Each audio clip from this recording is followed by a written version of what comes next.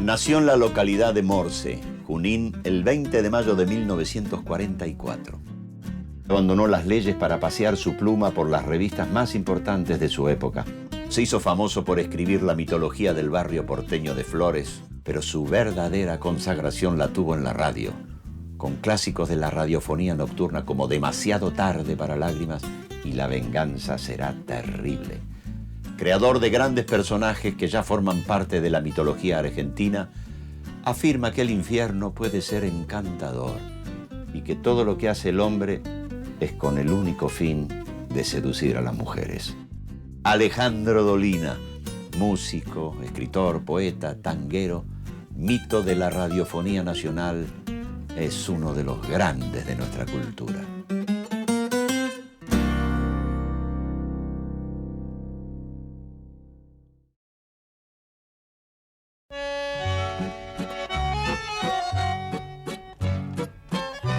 En realidad mi madre quería que yo naciera en Baigorrita, que era el pueblo de su propio origen, ¿no?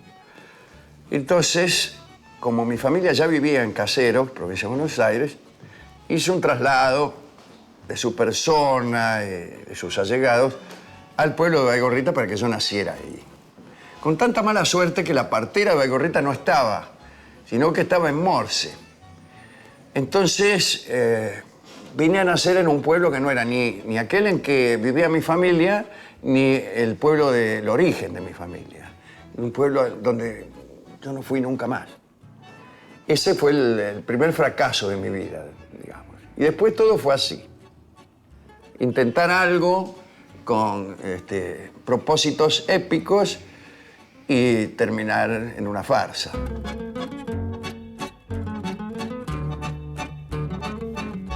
La mayoría de mis familiares no tenían ningún interés literario. Mi madre sí, mis tías también, mi abuela también. En realidad bastantes. Y había algunos que nunca habían visto un libro, como en todas las familias, ¿no? Había, eso sí, libros sueltos por allí. Y yo veía, con ojos extrañados, siendo muy niño, cómo parecían disfrutar de la lectura, ¿no? Los mayores, que estaban sentados en una silla, con la vista clavada en un volumen extraño. Y primero usé los libros para jugar, para hacer pilas, y finalmente los usé para leer. Mi tía Elma me enseñó a leer siendo yo muy niño, tendría 3 años o algo así. No con un propósito didáctico, sino más bien para causar el escándalo de los familiares, para sorprenderlos. Algunos me enseñaban malas palabras. Yo era el único niño en aquel tiempo, ¿no? Y entonces me utilizaban eran todos muy jóvenes y me utilizaban como un fenómeno de circo, pero siempre con propósitos de escándalo, ¿eh? Mirá lo que le enseñé, contestaciones, retruques, con malas palabras, y entre esas gracias, la lectura.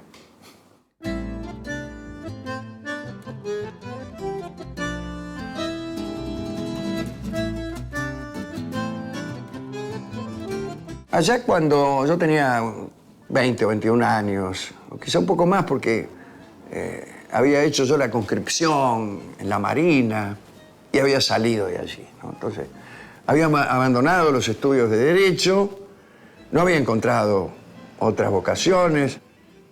Mi vocación musical me había convertido en algo detestable, que es un aficionado. Era un aficionado. Pues ahí, en ese momento, encontré en una fiesta a un tipo que se llamaba Manuel Ebecuós, que era el novio de una amiga mía, una cosa que no era ningún acontecimiento importante ni nada. Pero este tipo se interesó en algunas cosas que habíamos hecho con algunos amigos.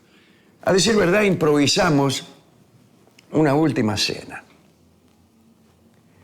Improvisamos una última cena muy parecida a la que apareció después en el show de Alejandro Molina, dirigido por Campanella. Este muchacho vio esa representación y creyó equivocadamente ver algún talento en mí. Y me preguntó qué es lo que hacía.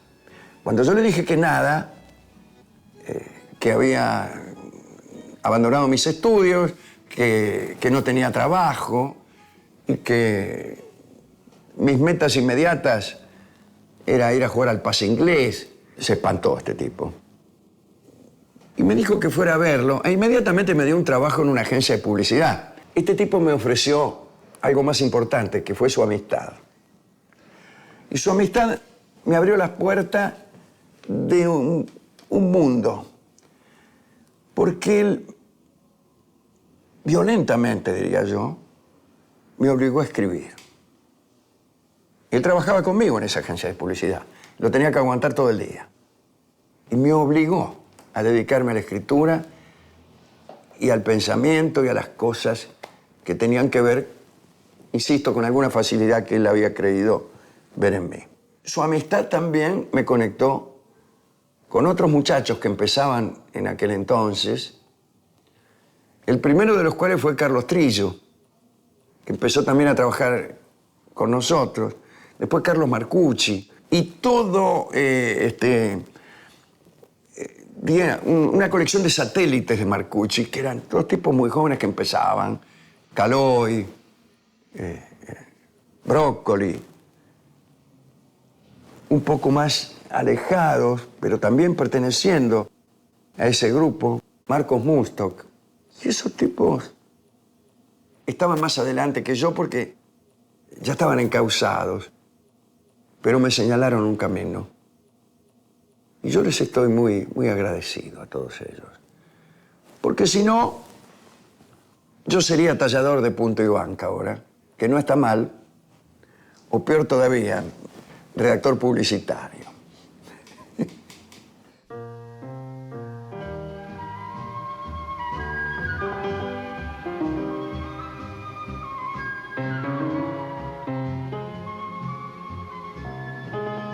Yo llegué a Satiricón gracias a Carlos Trillo. A Carlos Trillo lo convocaron para que él escribiera o hiciera algo allí. Y Carlos me convidó a escribir a dúo. Mi historia en la radio empieza con Mactas y Ulanowski. Ellos me habían visto de costado en alguna de mis visitas a la redacción y habían visto cómo trabajábamos con Trillo. Y se les ocurrió que yo podía participar de un programa que estaban preparando, que se llamaba Mañanitas Nocturnas. Y ahí hacía yo una especie de papel ficcional que no era tal, porque finalmente era yo mismo, como casi siempre ocurre cada vez que trato de ser actor. Y que era Gómez, el equipo inmóvil. Gómez era un señor que estaba cubriendo notas por allí y era muy fraudulento. Decía que estaba en Moscú cuando era evidente que estaba en su casa, inventaba datos, manipulaba la información de un modo torpe y evidente, casi como una premonición era aquello. Y además, en ese programa empezó a desarrollarse un sistema de improvisación que consistía en leer noticias de las revistas o artículos con consejos, etcétera, etcétera, e improvisar sobre ellos, utilizándolos como disparador para inventar historias delirantes. Es decir, esto me gusta más. Empezar a pensar a partir de un disparador, que no burlarse simplemente de algo que aparece como banal. En ese programa aparece también el sordo Gansé, ya que no todos los días, sino creo que 2 veces por semana, aparecía un pianista que tocaba siempre la misma canción, que era Milonga Sentimental, y también tocaba una especie de introducción que era Cada vez que me recuerdes. Había una glosa recitada por Ulanowski y este pianista se equivocaba siempre. Y era gracioso que se equivocaba y se detenía y decía cosas como, caramba, no, ay.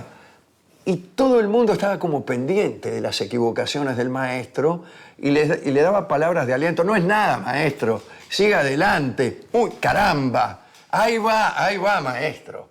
Y todo hasta llegar trabajosamente al final de la pieza. Era siempre igual, pero después ese personaje, más adelante, se convirtió en el sordo Gansé primero y después fue el pivote de una actividad musical bastante artística, que es la que estamos realizando ahora, ¿no?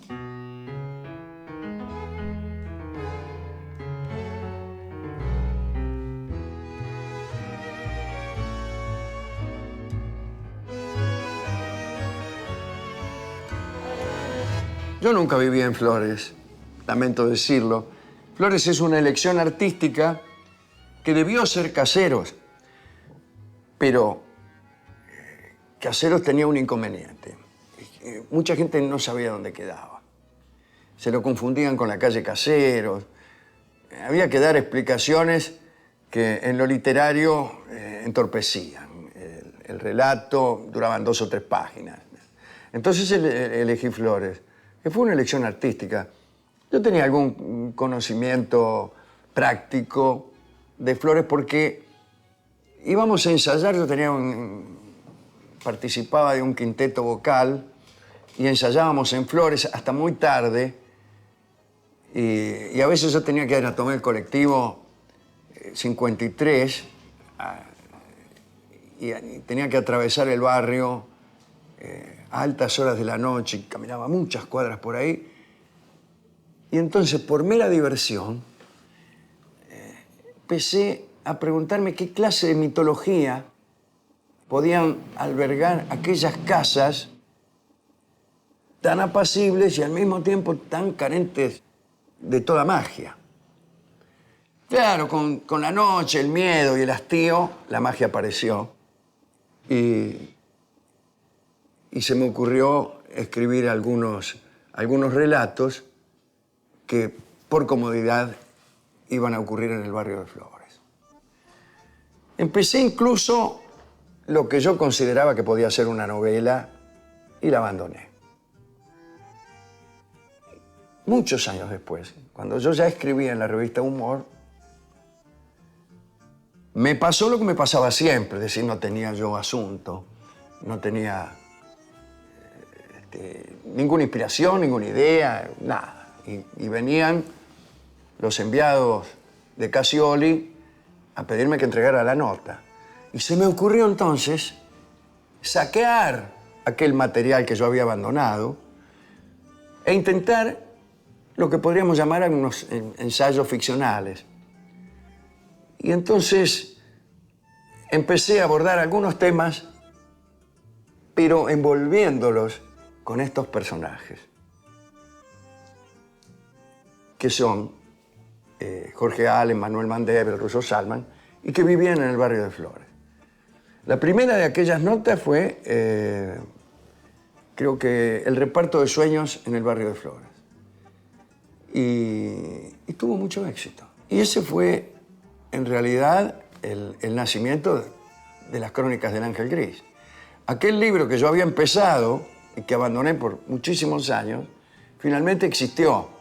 No era una novela, no se sabe bien qué era, eran apenas unas crónicas, pero el libro se terminó.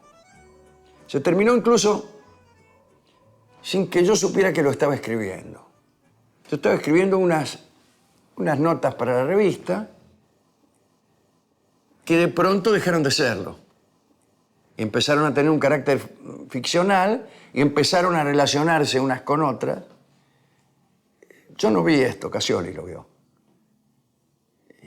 Y entonces, a partir de cierto momento, empezamos a dar forma a lo que después fue el libro que editó el propio Cassioli, ¿no?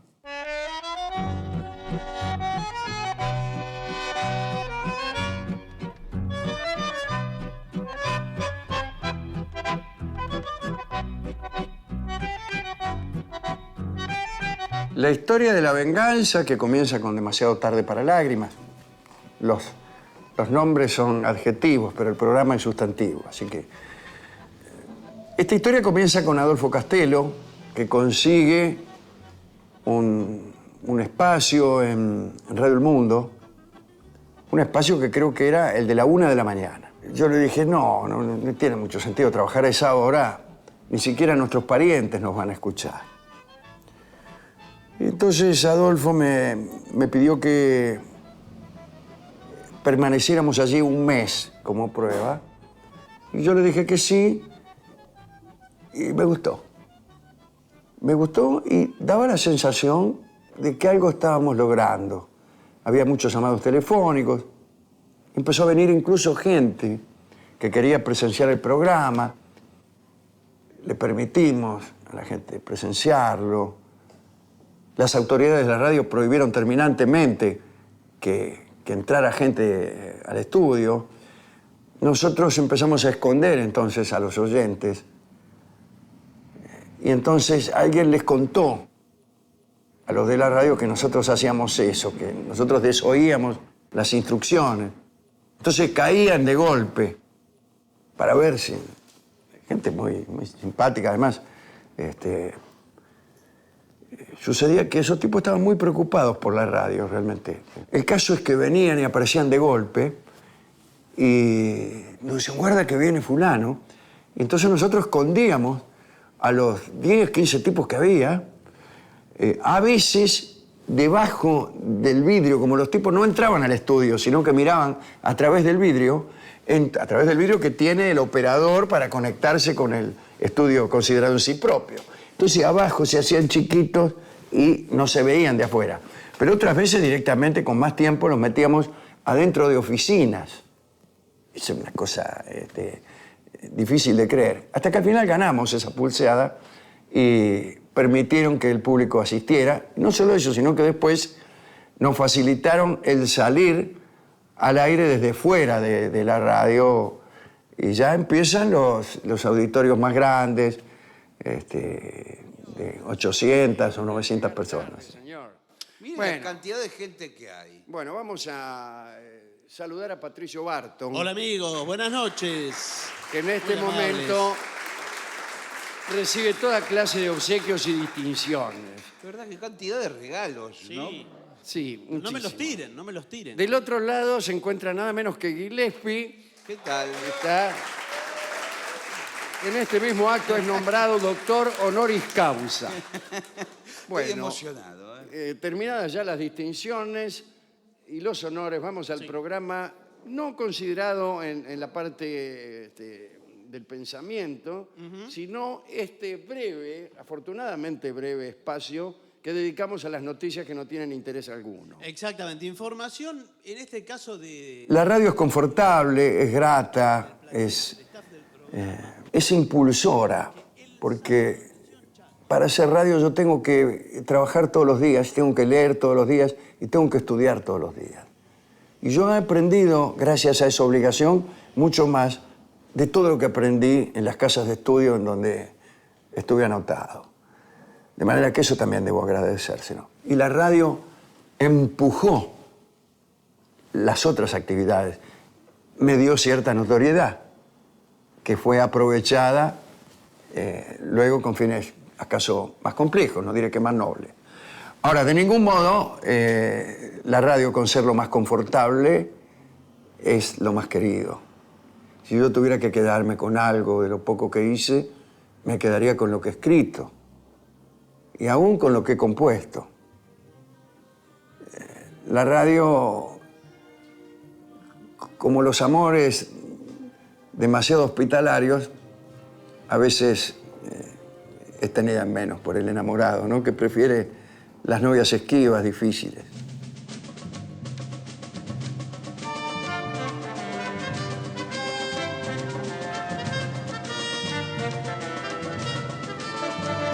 Yo tomé un viejo episodio de la televisión que se llamaba Una señorita demasiado exigente y empecé a escribir lo que me costó el amor de Laura. Ciertas desventuras amorosas de aquellos años me me ayudaron también, como ayudan las musas, ¿no? Tirando bien fuerte de nuestras emociones. Y quizá de otro modo, si yo no hubiera sido tan desventurado en amores, me hubiera costado mucho más construir la historia y llevarla adelante. Se terminó la composición y vino la parte de convocar a quienes la fueran a grabar, porque aquello fue un disco en principio, solamente un disco. Y por suerte conseguí que estuvieran y que cantaran en aquella opereta, que así se llamó, Mercedes Sosa, Sandro, Lelutier, estuvo Sábato haciendo un pequeño papel, estuvo Ferrer haciendo un pequeño papel, estaban los Huancahuá, estaba Julia Senco. Yo disfruté muchísimo y estoy muy agradecido a esos grandes cantantes que me permitieron la emoción de estar junto a ellos en el escenario. Yo creo que salí ganando, ¿no? Yo creo que salí ganando. A veces aquel amor no prosperó. Yo escribí esa obra pensando equivocadamente en que hacer mérito servía de algo. Y voy a emocionar a esta mujer escribiéndole esto y entonces no podrá menos que amarme, pensé yo. Hubiera sido espantoso. Imagínese a alguien que lo ame a uno nada más que porque uno es un buen compositor. Sería horrible. No ocurrió aquello, pero en cambio me quedé yo en posesión de una obra que de otro modo no podría haber escrito nunca. De manera que yo creo que salí ganando con eso, sí. Creo que esa fue la alegría artística más grande de mi vida. Y me parece que estaba muy bien. Adentro esta samba canto a mi tierra distante, cálido pueblito de nuestro interior, tierra ardiente que inspira mi amor, credosa reseca de sol calcinante. Cuando yo hice televisión, las pocas temporadas que hice, una parte importante del programa eran números musicales.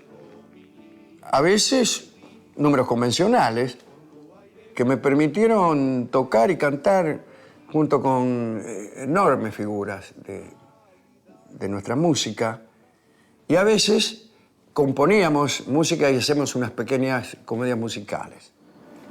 Las limosnas están siendo cada vez más escasas. Tengo una idea. Una idea que nos va a llenar a todos de plata. Vendemos talismanes, amuletos, reliquias, estampitas. Acá el rabí se mezcla entre la gente, el tipo empieza, esta cosa, el cielo, el infierno, no sé qué. Nosotros con una canasta de productos. Esa voluntad. Ay, Judas, no te olvides que fui yo el que echó a los mercaderes del templo. Y me la banqué solo, ni milagro hice, ¿eh? Es una idea fantástica. Es una idea fantástica para llenarnos de plata. Y bueno, ¿qué querés que le haga? Dale, vamos a traicionarlo. Me tiene podrido. Morfat, este es mi cuerpo.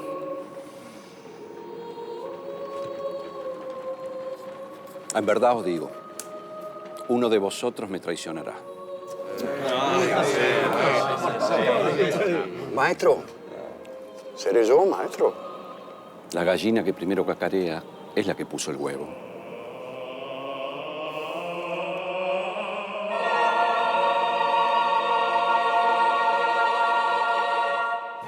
Lo último que hicimos nosotros, recordando el show de Alejandro Molina, con Juan Campanella, con Camilo Antolini y con la colaboración de muchísimos enormes artistas, Musto, Pompeyo Oliver, Eduardo Blanco, Miguel Ángel Rodríguez y toda la pandilla de músicos que me acompañan siempre, y mis hijos, Martín Dolina y Ale Dolina, que prácticamente fueron los que tiraron del carro de aquel proyecto.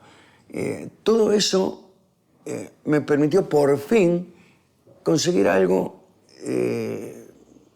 que a mí me satisfizo en la televisión. Así que yo he sido feliz también con eso. Ojalá pudiera repetir algo parecido.